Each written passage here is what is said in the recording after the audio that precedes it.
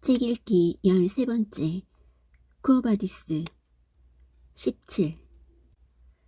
비니키우스는 심한 통증 때문에 눈을 떴다. 처음에는 자기가 어디 있는지 어떻게 되었는지 통 알 수가 없었다. 머리가 멍하고 눈에 안개가 낀 느낌이었다. 그러나 그러는 동안에 서서히 의식이 회복되어 마침내 그 안개를 통해 세 사람이 자기를 굽어보고 있다는 것을 알게 되었다. 둘은 아는 얼굴이었다. 한 사람은 우르스스였고 또 한 사람은 리기아를 납치해 가려고 했을 때 넘어졌던 노인이었다.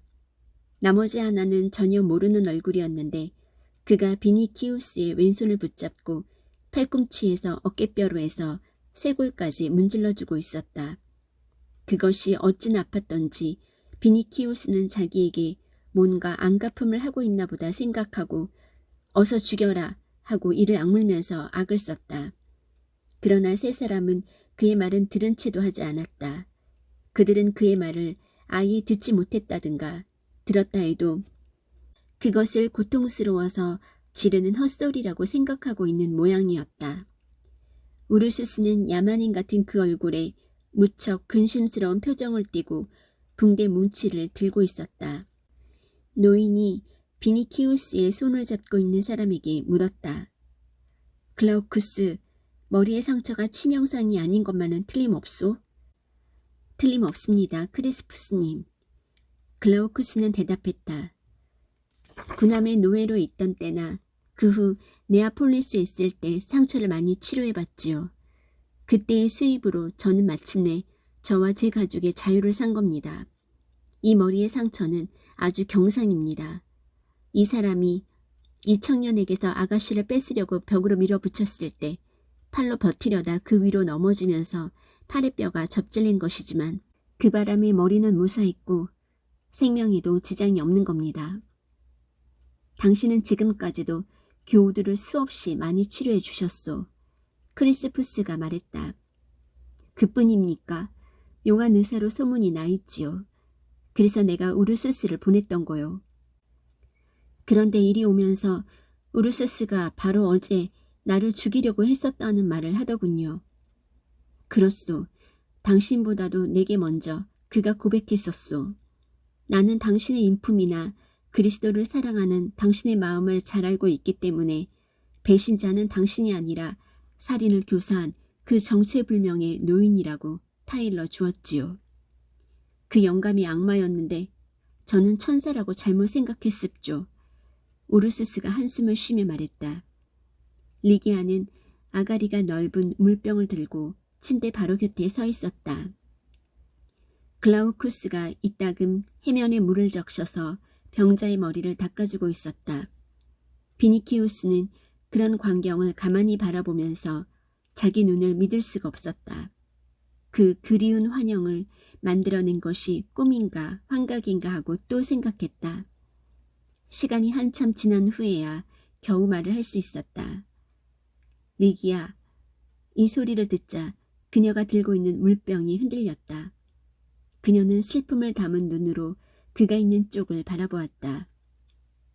당신에게 평화가 있기를. 그녀는 낮은 목소리로 말했다.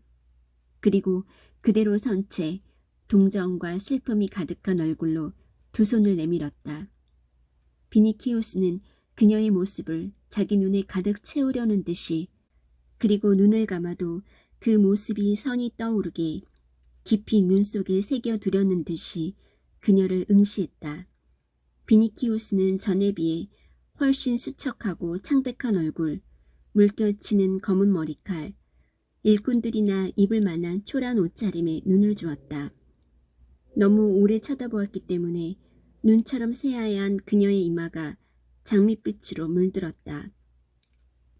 그리고 맨 먼저 떠오른 것은 자기는 언제까지나 그녀를 사랑한다는 느낌이었다.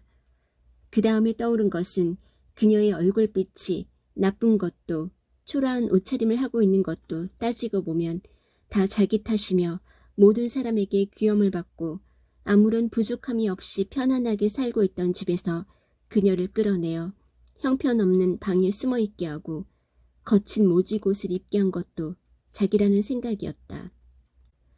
전부터 리기아에게 화려하고 값비싼 옷을 입혀주고 이 세상의 모든 보석으로 치장을 해주고 싶어 했기 때문에 그는 더욱 큰 놀라움과 불안과 연민과 슬픔에 사로잡히는 한편 몸을 움직일 수만 있다면 그녀의 발밑에 엎드리기라도 하고 싶었다. 리기아, 그는 말했다. 당신이 나를 죽이지 말라고 말렸지요. 그녀는 상냥하게 대답했다.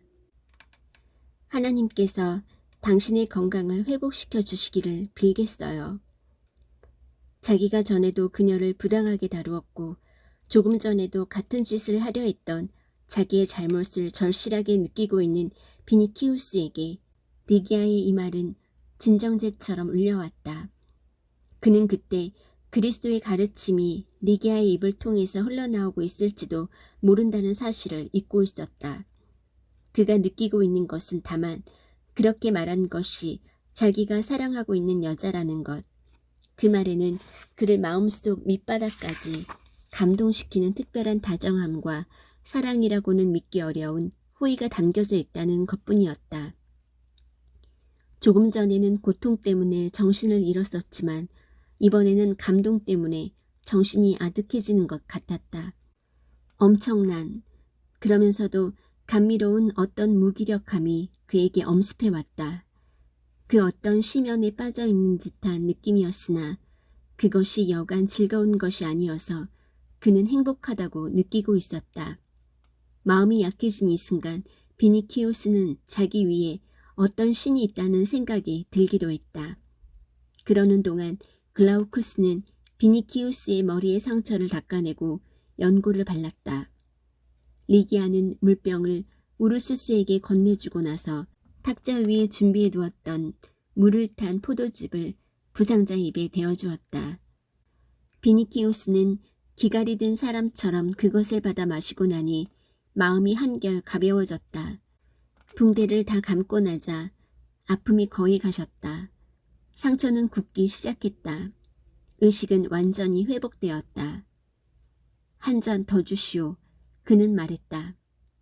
리기아가 빈잔을 들고 다른 방으로 사라지자 이번에는 크리스푸스가 글라우쿠스와 몇 마디 말을 나누더니 침대 곁으로 와서 말했다.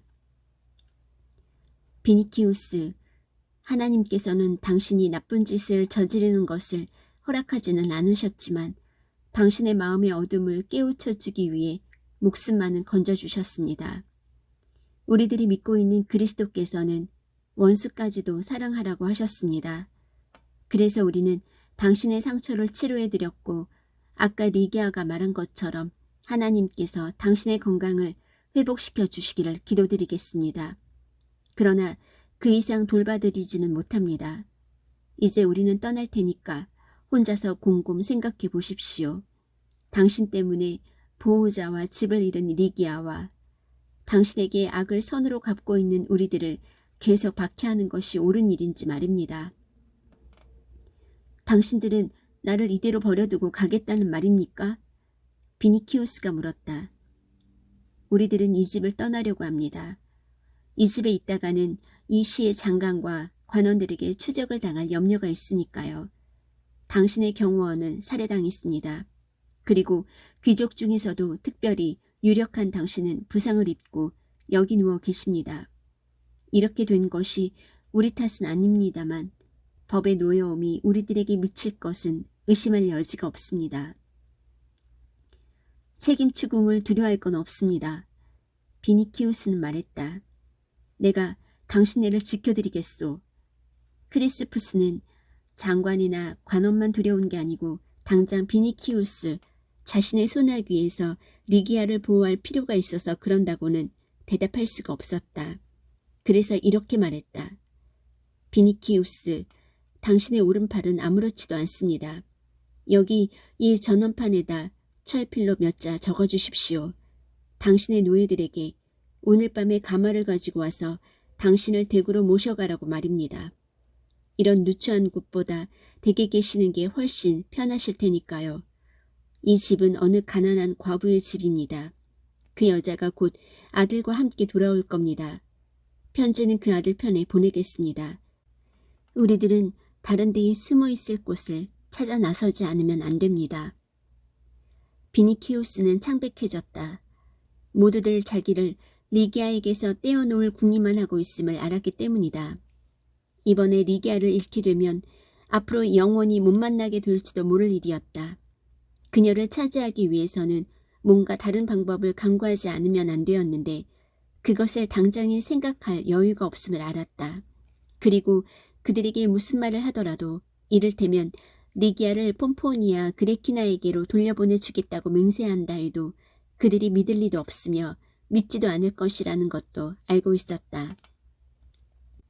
무엇보다도 그렇게 하고 싶었으면 벌써 오래전에 그렇게 할 수 있었던 것이다. 리기아를 뒤쫓을 것이 아니라 폼포니아에게 가서 추적은 단념하겠다고 맹세할 수도 있었던 것이다.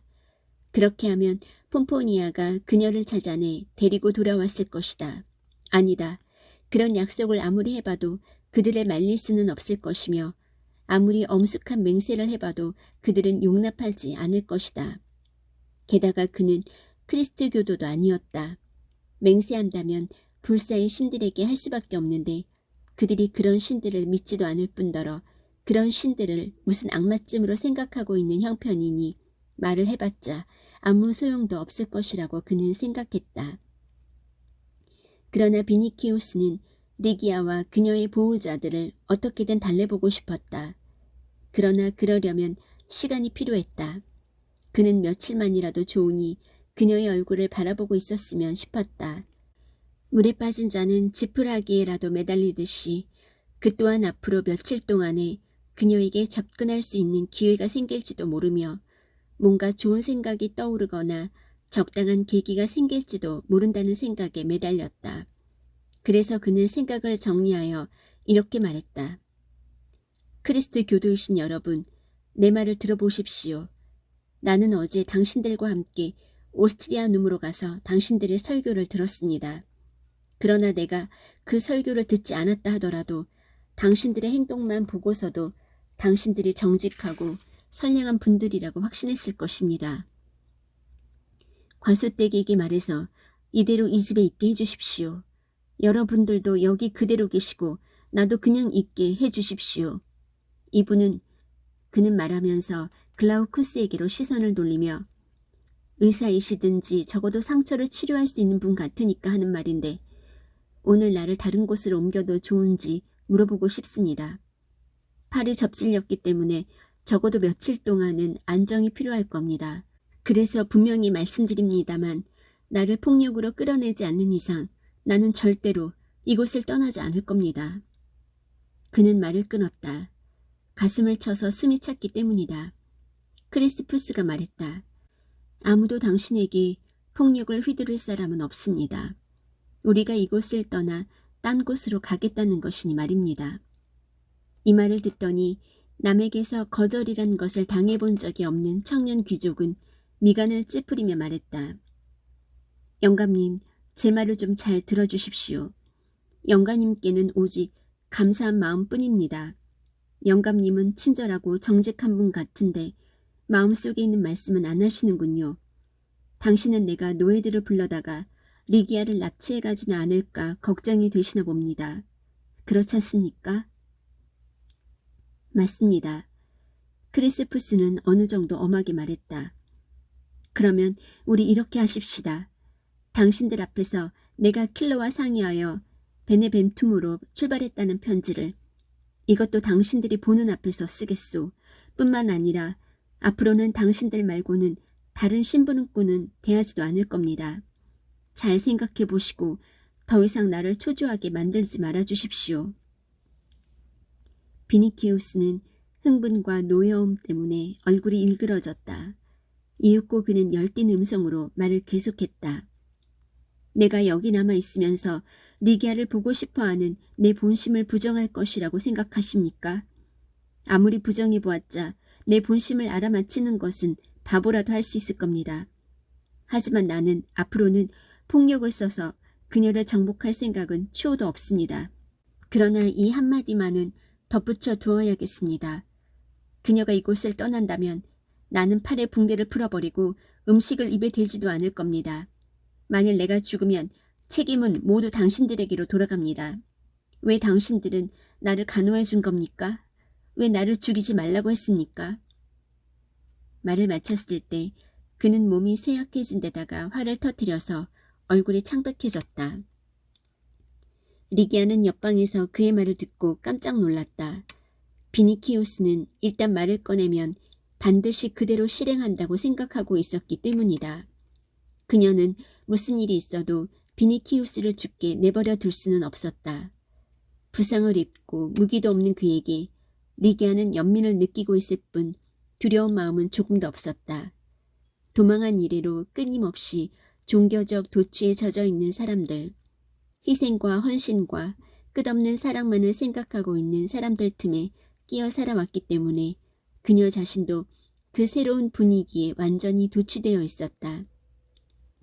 그리하여 그 분위기가 그녀에게는 가정이요, 가족이요, 잃어버린 행복을 대신하는 것이 되어주었고 나아가서는 이 세상의 낡은 관념을 일변시킬 크리스트교의 여신도가 되게 했던 것이다. 비니키우스는 그녀의 운명에 깊은 관계를 맺고 그녀에게 자신을 송두리째 맡기고 있었기 때문에 그녀는 비니키우스를 잊을 수가 없었다.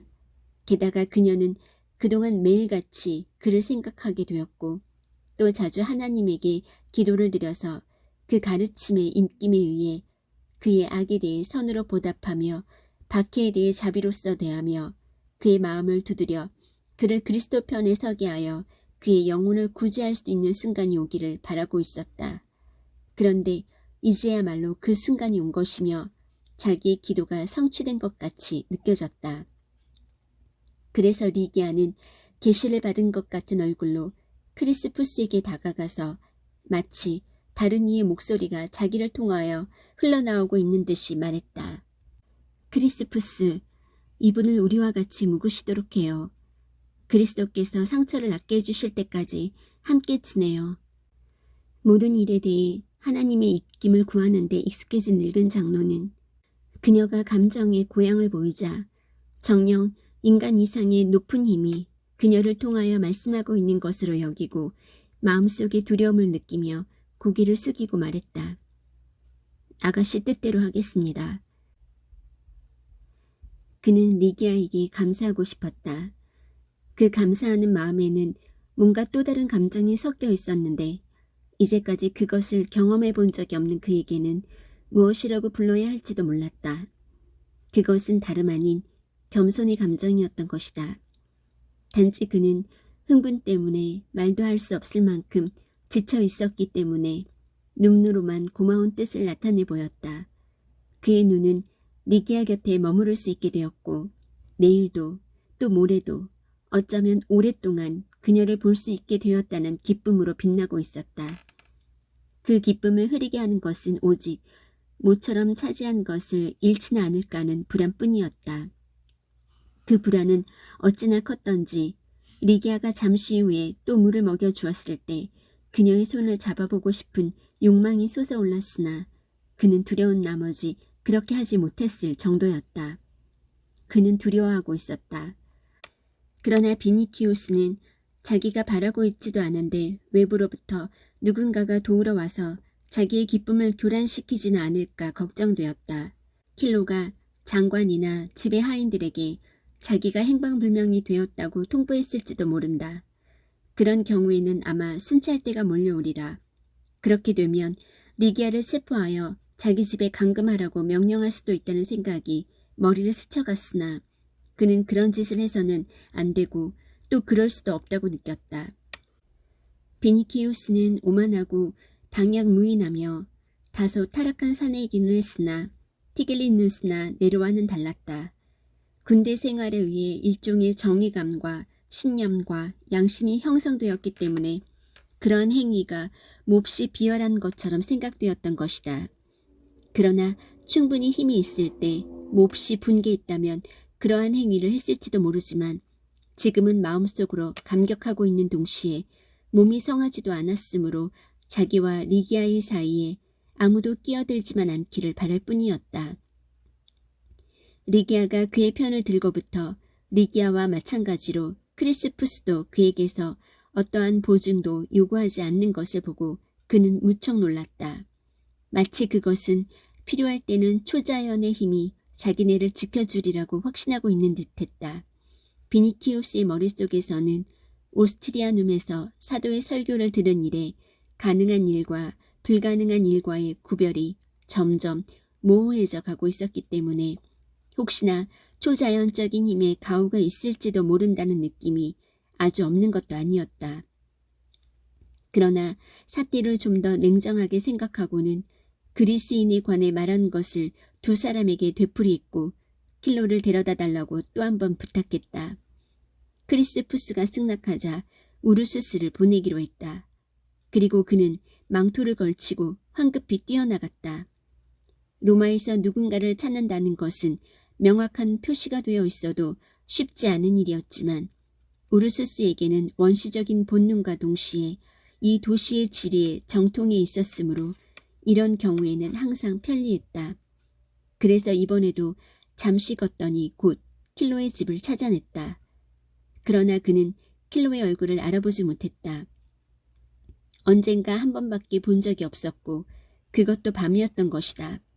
게다가 글라우쿠스의 살해를 권고한 그 오만하고 자신만만한 늙은이와 두려운 나머지 굽신거리고 있는 이 그리스인과는 조금도 닮은 데가 없었기 때문에 동일 인물이라고는 아무도 짐작할 수가 없었다.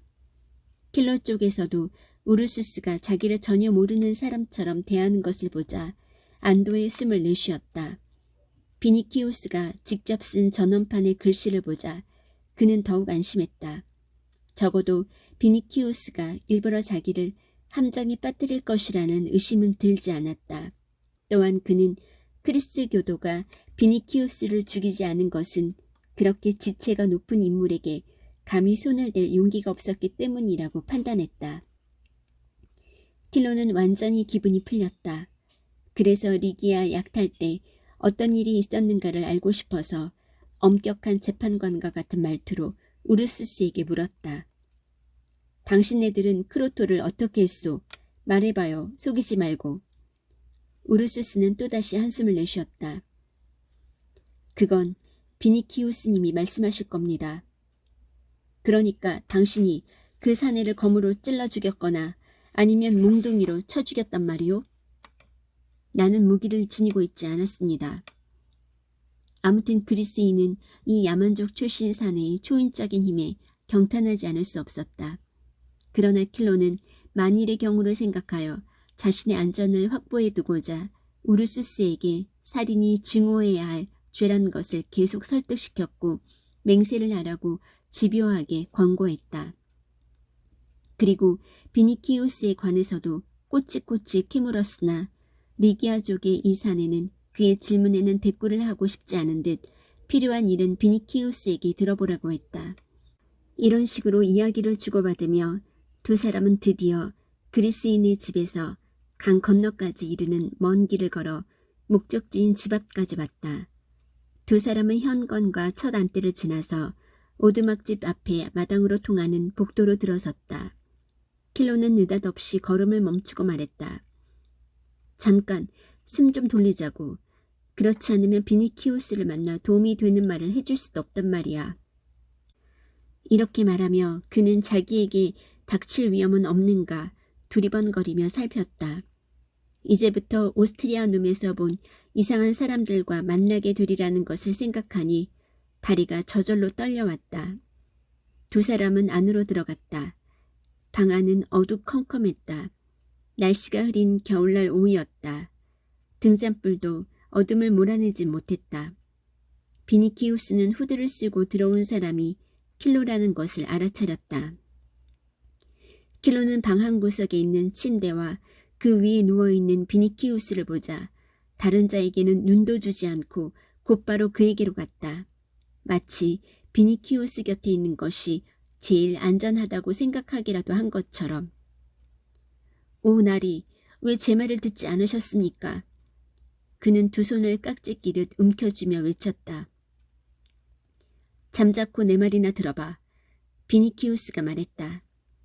그는 킬로의 눈을 응시하며 천천히 그러나 힘주어 말하기 시작했다. 마치 킬로가 그 한마디 한마디를 명령으로 받아들여 영원히 기억해 주기를 바라고 있는 듯했다. 크로토가 내게 덤벼들어 나를 죽이고 물건을 뺏으려고 했어. 알겠지? 그래서 나는 그놈을 죽였단 말이야. 그놈과 격투하다 입은 상처를 이분들이 치료해주고 있는 거야. 킬로는 비니키우스가 이렇게 말하는 것으로 보아 아마 크리스 교도들과 어떤 합의를 보았을 것이고 그래서 자기가 믿어주기를 원한다는 것을 곧 눈치챘다. 그것은 비니키우스의 얼굴 표정에서 읽을 수가 있었다. 그래서 그는 의심하거나 놀라는 빛을 나타내지 않고 눈길을 위로하여 외쳤다. 그놈은 형편없는 악당이었거든요, 나리. 그래서 제가 그놈을 믿지 마시라고 말씀드렸던 겁니다. 온 지옥을 찾아 헤맨다 하더라도 그놈의 죄에 어울릴 만한 형벌은 없을 겁니다. 정직하지 못한 자는 악당이 될 수밖에 없는 것이옵니다. 정직한 인간이 되려고 제일 고통을 치르는 것도 악당이죠. 그렇다 하더라도 자기의 은인에게, 더구나 이처럼 훌륭하신 분에게 덤벼들다니, 오 신들이여. 그러나 그는 이곳으로 오는 도중 우르스스에게 자기가 크리스트 교도라고 다짐한 것을 생각하고는 입을 다물고 말았다. 여기 전원판이 있다. 이걸 가지고 집으로 돌아가서 내 해방 노예에게 건네줘. 여기엔 내가 베네벤툼으로 가겠다고 씌어 있는데 데마스에겐 내가 페트로니우스에게서 급한 편지가 와서 아침에 출발했노라고 전하란 말이야. 그런데 바로 그때 후드가 머리에서 벗겨져 불빛에 킬로의 얼굴이 환하게 드러난 것이다. 그러자 글라우쿠스가 의자에서 일어나더니 재빨리 달려가서 킬로 앞에 버티고 섰다. 내가 누군지 알겠나, 케파스? 그는 물었다. 그 목소리에는 무엇인가 무서운 느낌이 어려 있었으므로 방 안에 있던 사람들은 모두 소름이 오싹 끼쳤다. 킬로는 등잔불을 들어 올리려다가 바닥에 떨어뜨리고 말았다. 이윽고 그는 몸을 둘로 꺾다시피 허리를 굽히고는 신음하듯이 말했다. 그건 제가 아닙니다. 제가 아니에요. 자비를 베푸십시오. 글라우쿠스는 식사를 하고 있는 사람들을 둘러보며 말했다. 나와 내 가족을 팔아서 파멸시킨 자가 바로 이 늙은이요. 글라우쿠스에 관한 이야기는 모든 크리스트 교도가 알고 있었고 비니키우스도 들은 적이 있었다. 다만 비니키우스는 붕대를 감을 때 고통스러운 나머지 정신을 잃어 그 이름을 듣지 못했으므로 그 글라우쿠스가 이 사람인 줄 모르고 있었을 뿐이었다. 그러나 우르스스에게 있어서는 글라우쿠스의 말을 듣자마자 번갯불처럼 뭔가 머리를 스쳐 지나가는 듯했다. 우르스스는 이자가 킬로란 사실을 알게 되자 그에게로 와락 덤벼들어 불쑥 그의 팔을 뒤로 비틀며 소리를 쳤다. 나를 충동질하여 글라우쿠스를 살해하라고 깬 자가 바로 이놈입니다. 살려주십시오. 킬로는 신음했다. 뭐든 원하는 대로 드리겠습니다. 비니키우스 쪽을 돌아보며 그는 부르짖었다. 도와주십시오. 나리만 믿겠습니다. 살려주세요. 편지는 꼭 전하겠습니다. 나리. 그의 목소리는 아픔 때문에 목이 메는 듯이 점점 가냘펴졌다. 이때 탁자의 건너편에서 사도인 베드로가 조용히 일어섰다. 그는 잠시 동안 떨리는 머리를 가슴 앞에 묶고 있더니 이윽고 고개를 들고 조용히 말문을 열었다. 주님께서는 이렇게 말씀하셨습니다. 만약에 그대들의 형제가 그대에게 죄를 범한다면 타일러라. 회개하면 용서하라. 만일 그대에게 하루에 7번 죄를 범하고 7번 회개한다고 말하며 그대 품에 돌아오거든 용서해 주어라. 방 안은 아까보다 더욱 조용해졌다. 글라우쿠스는 오랫동안 양손으로 얼굴을 가린 채 서 있다가 드디어 손을 내리며 말했다. 케파스여, 내가 그리스도의 이름으로 당신이 저지른 죄를 용서하듯이 그대를 하나님께서 용서할 것이오. 그러자 우르스스도 그리스인의 팔을 놓고 이렇게 말했다. 내가 당신을 용서하듯이 그리스도께서도 그대에게 은총을 베풀 것이오. 킬로는 바닥에 쓰러졌다. 그리고 두 손으로 몸을 버티고 함정에 빠진 짐승처럼 머리를 내저으며 죽음의 신이 어느 쪽에서 덤벼드는 것일까 하고 사방을 둘러보았다. 그는 아직도 자기의 눈과 귀를 믿을 수가 없었고 감히 용서를 받는다는 것은 생각조차 할 수 없었다. 차차 의식은 회복되었으나 새파랗게 질린 그의 입술은 아직도 공포에 떨리고 있었다. 드디어 사도가 그에게 말했다. 편히 돌아가시오. 나리, 이리 주십시오. 편지를 어서 주십시오. 그는 비니키우스가 내민 전원판을 받아들자 교도들에게 인사를 하고 또 환자에게도 인사를 하고 나서 벽에 딱 붙어 살금살금 걸어서 문 밖으로 나왔다. 마당으로 나오자 주위는 어두웠다. 킬로는 우르수스가 뒤쫓아와서 어둠을 이용하여 자기를 죽일 것 같아서 또다시 머리끝이 쭈뼛했다. 있는 힘을 다하여 도망치려고 했으나 다리가 말을 듣지 않았다. 다리에 힘이 다 빠진 것이다. 그러자 과연 우르수스가 갑자기 나타나 자기를 가로막고 서 있었다. 킬로는 땅바닥에 엎드려 울부짖기 시작했다.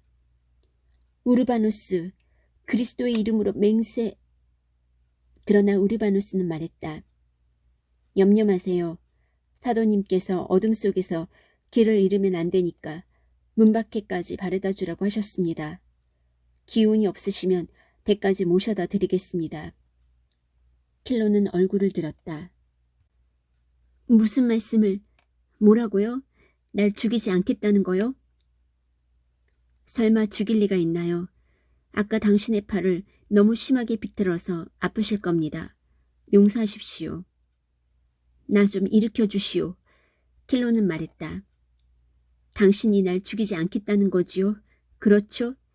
그렇다면 한길까지 데려다 주십시오. 거기서부터는 혼자 가겠소. 우르스스가 가버리자 그는 가슴 가득히 숨을 들이마셨다. 자기가 살아있는지를 확인하려는 듯이 그는 허리띠를 만져보았다. 이윽고 그는 걸음을 재촉했다. 그는 얼마쯤 가다가 멈춰서서 중얼거렸다. 그런데 그들은 왜 나를 죽이지 않았을까? 이미 에우리키우스와 크리스트 교회에 관해서 얘기를 나눈 적이 있었고 우르바누스와도 간개슬개서 얘기를 주고받았고 또 오스트리아 눔에서도 여러 가지 얘기를 들었음에도 불구하고 그는 이 의문에 대한 대답을 찾아낼 수가 없었던 것이다.